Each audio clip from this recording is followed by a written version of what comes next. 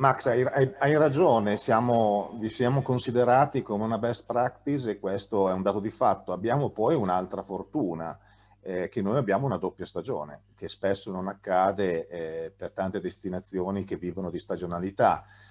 Se parliamo di montagna, come sai, abbiamo la montagna inverno, che ahimè quest'anno non è ancora iniziata, e la montagna estate, che sono due prodotti turistici molto differenti e anche con target di clientela e cluster di prodotto molto differenti. Il ruolo del pubblico e del privato sono però determinanti perché chiaramente il pubblico deve essere di supporto a tutta l'azione di prodotto turistico che il mercato deve portare, che il mercato vuole, e il privato, l'ho detto anche poco fa Lagorio, deve fare la sua parte, perché senza l'intervento del privato, senza l'imprenditoria privata, diventa impossibile poi costruire un ecosistema turistico che funziona. E qui si introduce forse uno dei temi più delicati, che è quella della governance. Un territorio senza una governance è difficile che possa crescere in termini turistici. Il Trentino su questo ha lavorato molto negli anni, abbiamo a luglio anzi, approvato anche la nuova riforma del turismo, che introduce secondo me un aspetto che era, diciamo, che mancava, non dico che sia la miglior legge che potesse nascere, ma no, sicuramente ha introdotto una serie di aspetti molto interessanti che sono quelli del prodotto turistico. Introduce alcuni concetti chiave, cioè il Trentino è tutto il territorio a vocazione turistica, e il Trentino deve sviluppare prodotti turistici partendo non solo dall'accommodation, non solo dall'aspetto diciamo ambientale, ma mettendo a sistema in un unico ecosistema tutto quello che sono gli attrattori, quindi i beni, i servizi, la logistica, le esperienze, e per fare questo ha dovuto anche rimodellare quella che era un po' la sua fisionomia amministrativa. Il Trentino fino ad oggi aveva circa 20 ambiti, 20 APT, APT consorzi, è un mix, che verranno ridotti a 11 più 4 in deroga, ma nascono 3 aree territoriali che sono sopraambito, che però hanno una missione molto, molto chiara e molto semplice, che è quella della creazione e valorizzazione del prodotto turistico, che sembra una cosa detta così semplice da attuare, ma non è una cosa così banale da gestire. Quindi il ruolo del pubblico in questo, senza un modello di governance chiaro, viene vanificato, e se il modello di governance per di più non viene, come dire, condiviso con la parte privata, quindi con l'imprenditoria privata, non può avere successo. Eh, è facile parlare del Trentino e vendere in certe situazioni il Trentino, ma perché siamo in un sistema turistico che è riconosciuto come un sistema che funziona. Partire invece da zero su alcuni territori dove questo non è, diciamo, stato valorizzato o non sono stati fatti questi passaggi culturali diventa uno sforzo enorme. Tra l'altro questo fenomeno del Covid ha sollevato tante riflessioni anche al nostro interno, perché avevamo dei modelli che erano forse sbilanciati. Se prendiamo l'esempio del prodotto montagna invernale, così rimaniamo anche in tema di stagionalità, era sicuramente molto sbilanciato sulla vacanza attiva e incentrata sul prodotto dello sci. Ma il prodotto dello sci non riguarda tutti. Se parliamo di mercato Italia, di mercato domestico, gli sciatori italiani, che c'è quelli che praticano lo sci alpino, sono circa 4 milioni e mezzo, però ce ne sono altri 55 milioni che non praticano lo sci. Quindi è nato tutta una grande, diciamo, discussione su quelle che sono gli attrattori o le esperienze che devono valorizzare il prodotto neve, e che ci sono, e sono tante, che possono quindi rendere una vacanza, un'esperienza di turismo diverso, pur non beneficiando magari o non volendo praticare uno sport come lo sci alpino. Come lo sci alpino o lo sci di fondo. Lo sci di fondo è sicuramente molto più residuale, anche come in termini, diciamo, di praticanti.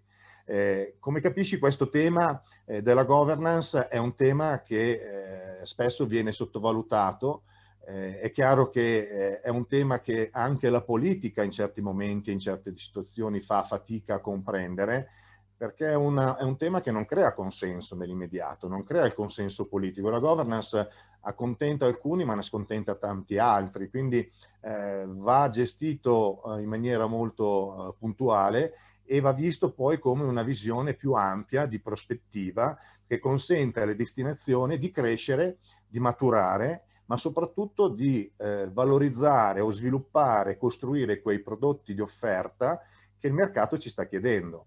Io ritengo che l'esperienza di Welcome to Italy vada proprio in questa direzione. Tu sai che stiamo ragionando insieme su questo tema, proprio perché siamo consapevoli che la vacanza non è solo ospitalità, la vacanza è un insieme di prodotti e di servizi e di beni che devono essere messi a disposizione della clientela, che possa decidere come e perché vuole fare una vacanza o perché vuole, diciamo, vivere alcuni momenti della propria, diciamo, esistenza in una destinazione e godere, diciamo, dei benefici che ne possono derivare. Banalmente, Lagorio ha detto una cosa ha detto alcune cose sulle quali mi ritrovo molto. Lui rappresenta un principale vettore aereo. Noi, per esempio, in Trentino sono ormai 15 anni che durante la stagione invernale, come Trentino Holiday e col supporto delle APT e della provincia autonoma di Trento, forniamo un servizio che si chiama Fly and Ski Shuttle dai per gli aeroporti, principali aeroporti del nord Italia. Cioè dai principali aeroporti del nord Italia ti portiamo sulle piste da sci.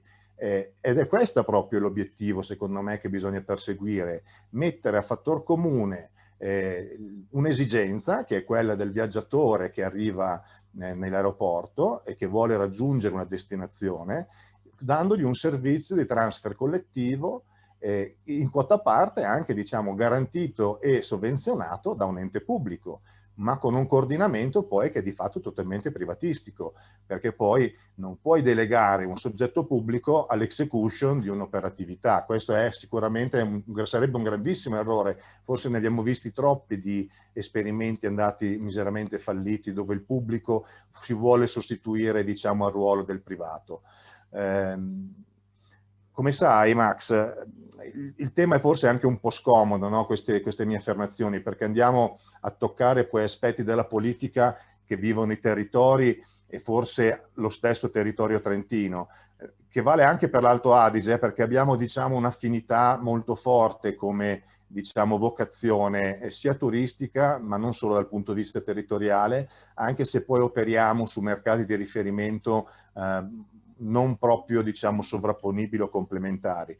È chiaro che partiamo anche da un presupposto che non è così banale, è quello di essere due province autonome e avere tutte le deleghe, diciamo, in capo a un'autonomia governativa che ci consente di prendere delle decisioni anche con una certa facilità e velocità. Del resto anche la Sardegna e la Sicilia, visto che sono state citate più volte, sono regioni autonome, quindi godrebbero anche loro di questa, diciamo, vocazione governativa autonoma nella gestione delle proprie decisioni. Per il resto, a volte la politica non riesce a seguire quelle che sono di fatto le esigenze del mercato. Una su tutte, il tema della destagionalizzazione, parola bruttissima anche per me, però non saprei come, potremmo dire turismo nei periodi di spalla, diremmo tra operatori, ma è un tema altrettanto complesso e lì la parte del leone la devono fare gli operatori privati. Mi spiego. Trentino Marketing, che è l'agenzia di marketing territoriale del Trentino, ha fatto delle campagne per l'autunno, per dire venite in vacanza in autunno, l'autunno è la stagione più bella dell'anno, ed è proprio vero, perché è proprio così. Settembre-ottobre sono, diciamo, 2 mesi per la vacanza in montagna che sono unici per colori e per, diciamo, fruibilità di un territorio. Peccato che già a 10 di settembre molti operatori erano chiusi, molti servizi non è detto che erano del tutto funzionanti, per non parlare di ottobre. Capite bene che andare in vacanza in un sistema turistico dove poi non hai il bar aperto, il negozio uno è chiuso e l'altro no, alcuni servizi funzionano oppure no, capite bene che non è il modo di fare turismo. Quindi anche se il pubblico si può impegnare con campagne di marketing e di promozione massiccia, investendo anche denari che sono di tutti noi, anche importanti, poi non riusciamo come imprenditori a fare un investimento per dire sto aperto 2 settimane in più, faccio uno sforzo in più perché comunque devo avere una visione di medio-lungo periodo, capite bene che ogni operazione è vanificata. Su questo devo dire che i nostri cugini altoatesini sono stati molto molto più bravi. Loro hanno una stagionalità, una coda di stagionalità dell'estate che va fino a novembre. Hanno costruito un prodotto turistico su un fenomeno come il Torghelen che è, diciamo, più unico che raro, perché sul nulla, lasciatemelo dire, sono riusciti ad allungare la stagionalità fino a novembre. Avevo delle slide, ma saltiamole pie pari, così evitiamo anche problemi tecnici. Preferirei invece magari un confronto anche con Max, perché in effetti di prodotto, parlare solo di prodotto diventa difficile, parlare di attrattori, come sai ce ne sono tantissimi, e se parliamo del prodotto neve andiamo dalle slittate con i cani piuttosto che le slittate in autonomia scendendo dal rifugio, l'aperitivo al rifugio, le ciaspolate, le gite in motoslitta, le gite a cavallo sulla neve, c'è veramente di tutto, ma non entrerei nel merito degli attrattori, di quello che si può fare, vivere la montagna invernale, per non parlare di quella estiva che è ancora più ricca di esperienza, ma magari entriamo un po' sul problema diciamo, della governance e su di quello che il pubblico insieme al privato possono fare insieme. Potessimo fare uno screenshot della faccia di Lucio, esce proprio la nuvoletta, musica per le mie orecchie, perché sono sicuro che lui ti sta ascoltando con grande interesse perché è molto sensibile a questi temi, quindi... Assolutamente. Infatti ci interessa molto capire come funziona questo connubio, cioè quali sono gli incontri tra pubblico e privato che avete programmato. Certamente avete degli appuntamenti fissi, immagino, ma poi il dialogo, le conversazioni, lo scambio di idee, come funziona esattamente? Allora, io posso parlare poi in maniera anche molto, diciamo, laica, perché dal mio accento si capisce che non sono trentino, ma sono un trentino acquisito. Io sono emiliano come origine, per cui riesco a vivere anche queste dinamiche con più laicità, chiamiamola così. Beh, innanzitutto è un retaggio che viene da decenni di storia e questo sicuramente aiuta tantissimo. Non sempre la dialettica o lo scambio è così facile o diciamo semplice da gestire, anche perché chiaramente esiste un po' quella che viene chiamata, io chiamo la sindrome dell'assessore, che comunque deve creare consenso attorno a sé dal punto di vista politico. Poi ci sono tutta la parte dirigenziale della provincia e gli organi che sono deputati alla valorizzazione e promozione del territorio, che nel nostro caso si chiama Trentino Marketing, e poi gli operatori privati, che è una filiera molto molto lunga chiaramente, no? Perché c'è tutta la parte dell'alberghiero, dell'alberghiero con le rispettive associazioni di categoria, ci sono tour operator e agenzie di viaggio che fanno incoming, che di conseguenza hanno anche loro un loro ruolo diciamo sul mercato più dell'intermediato, e poi c'è tutta quella complessità di operatori che completano l'offerta, per cui immaginiamo il collegio dei maestri di sci piuttosto di quello delle guide alpine, tutta la parte del noleggio degli attrezzatori, i consorzi degli impianti a fune, che sono diciamo uno degli asset importanti sia per il turismo invernale che per quello estivo, e ognuno ha le sue esigenze giustamente e le sue necessità di raggiungere degli obiettivi, dei budget e degli utili di esercizio. Far diciamo una sintesi di questo non è così banale. Allora ci siamo dati una serie di organi. Esistono due macro organi, uno è un tavolo cosiddetto azzurro, che è un tavolo diciamo più politico, più di rappresentanza politica, con tutte le sigle anche sindacali, che di fatto di impresa intendo, dove si definiscono quelle che sono un po' le linee guida che la provincia autonoma di Trento vuole intraprendere in ambito turistico. Poi abbiamo un board cosiddetto commerciale, che anche qui vede la rappresentanza di di tutti gli attori della filiera, quindi il soggetto pubblico inteso come Trentino Marketing, i vari ambiti territoriali che sono alcuni delegati delle APT di ambito, ci siamo anche noi come diciamo operatore di incoming, ci sono gli impiantisti a fune, ci sono i maestri di sci, insomma è un board che si riunisce quasi settimanalmente, che di fatto cerca di essere di supporto alla promozione di Trentino Marketing, del prodotto trentino, portando anche quelle che sono le istanze, le giuste istanze di ogni categoria rappresentata che fa parte, diciamo, dell'industria del turismo.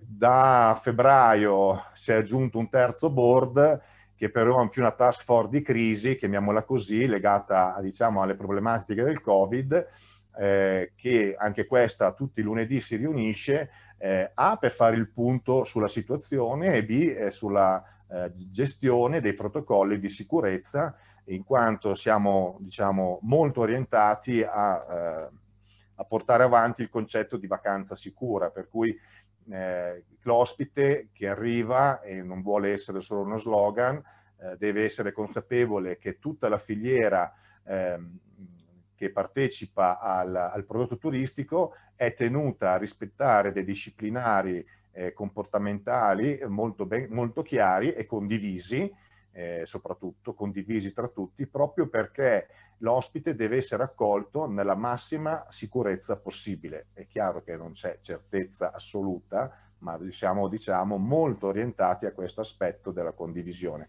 E credo che questi diciamo, 3 tavoli di lavoro, chiamiamoli così, sotto il coordinamento del Dipartimento e della Trentino Marketing e delle varie APT, siano diciamo, dei tavoli indispensabili, ma soprattutto molto operativi proprio perché bisogna dare molto spesso delle risposte rapide e prendere delle decisioni anche altrettanto efficaci nella loro rapidità. A volte il fattore tempo diventa forse più importante del fattore denaro in queste situazioni. Non so se ho risposto però alla tua domanda. No, assolutamente. Un'altra precisazione vorrei chiederti. In termini di obiettivi, perché ho capito che fate delle riunioni molto capillari, detto su base settimanale sostanzialmente.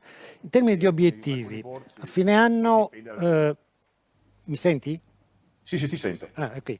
Dicevo, a fine anno avete naturalmente un consuntivo delle azioni, quindi andrete a valutare, immagino su base annuale ma anche pluriennale, con dei piani di medio termine, quali sono gli obiettivi da raggiungere. Ecco, adesso lasciamo perdere quest'anno che è un anno disgraziato, ma fine 2019 siete riuniti, avete valutato i numeri in termini di flussi, in termini di presenze, avete preso delle decisioni, diciamo, coerenti con lo sviluppo e avete preso dei correttivi. Funziona così? Questo è il meccanismo sostanzialmente? Eh sì, ogni anno poi si va avanti per approssimazioni successive, perché alcune cose si fanno bene, alcune cose si fanno male, questo va da sé, cioè non tutte le azioni ottengono il risultato sperato. È chiaro, quest'anno le azioni di correzione sono state molteplici. Mancherà ed è mancato in quota parte il mercato internazionale, sull'inverno probabilmente mancherà quasi del tutto. Chiaramente è stata fatta una fortissima azione sul mercato domestico, proprio perché, devo dire, anche riconoscendo l'errore che forse in certe fasi della vita anche del Trentino il mercato domestico era stato un pochettino tralasciato, no? Noi siamo un operatore che fa incoming quasi prevalentemente all'80% sul mercato domestico, questo segnale di allarme l'avevamo già dato in tempi non sospetti, però vabbè, non è che tutti devono essere ascoltati, tutti devono avere delle ragioni. È chiaro che gli obiettivi si misurano, forse è lo strumento di misurazione del KPI, perché qui hai citato presenze e arrivi, per me non è uno strumento quello. Cioè quello non è il KPI che dobbiamo darci, dobbiamo cambiare KPI di misurazione. I KPI vero sono qual è il margine operativo che le aziende fanno e quanto di questo margine operativo le aziende possono reinvestire sul territorio in termini di servizi e di adeguamento, diciamo, delle infrastrutture. Perché ragionare solo in termini di arrivi e presenze è veramente sterile, nel senso è una cosa che forse andava bene, va molto bene, dare dai dati più 2, più 3, più 4, più 5 in termini di arrivi e presenze fa molto figo, passatemi il termine, ma però ci porta forse a alcune distonie di mercato che poi non vanno bene. Penso una su tutte, l'overtourism in certi periodi di stagionalità, che abbiamo avuto anche quest'estate. Io faccio una critica su quest'estate, abbiamo sbagliato forse anche noi, abbiamo avuto un paio di settimane veramente dove la massa di persone era altissima e c'era una massa di persone che non conosceva la montagna, non aveva la cultura della vacanza in montagna. Abbiamo purtroppo delle foto, cito sempre, della funivia a monte del Saspordoi che si trova a 3000 metri, quindi non è, non è diciamo, un ambiente montano tradizionale, ma un ambiente di alta quota, con lunghissime file di turisti che aspettavano la cabina per rientrare. E peccato che molti erano in infradito. Capite bene che non è questo il turismo che vogliamo. Ci vuole sicuramente un turismo più consapevole. La montagna è un prodotto bellissimo, però la montagna è un prodotto che in certi momenti può essere anche difficile, perché capite bene che a 3000 metri, anche in pieno agosto, può venire una bufera di neve, senza nessun timore. Cioè, quindi dobbiamo probabilmente cambiare alcuni modelli e creare cultura anche sul nostro, diciamo, ospite che raggiunge la montagna. E credo che sia questo il messaggio che dobbiamo dare, che la montagna è per tutti, consapevolmente dei limiti di ognuno di noi, quelli che vengono definiti poi dalle guide alpine i limiti oggettivi di ognuno di noi. Ultimissima domanda, poi passo la parola a Max per le conclusioni. L'operatore, diciamo, qualsiasi tipo di operatore che partecipa al progetto di sviluppo del Trentino, dà una contribuzione, cioè partecipa dal punto di vista economico-finanziario al piano di marketing, quindi il piano pubblicitario, il piano della promozione, eccetera, o è, diciamo, è solo il pubblico che versa dei denari e poi partecipa alla costruzione del budget? No, assolutamente. Il privato contribuisce anche in maniera molto importante.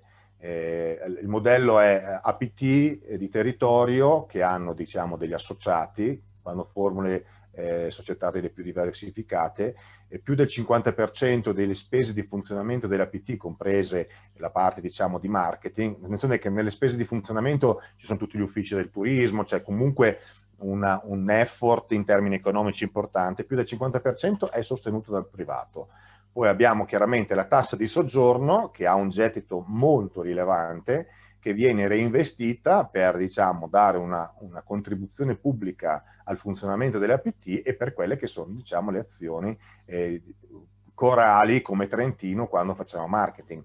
Forse vi sarà capitato di vedere in questi giorni la campagna che stiamo facendo sulle reti Rai e sulla 7, aspettare, ti aspettiamo, cioè dare un messaggio come dire ok, non possiamo accoglierti oggi in montagna per le note vicende del DCPM, ma noi ti aspettiamo. Ottimo, grazie Max. Sì, io ho un overview complessiva su quello che succede nel resto d'Italia. Okay.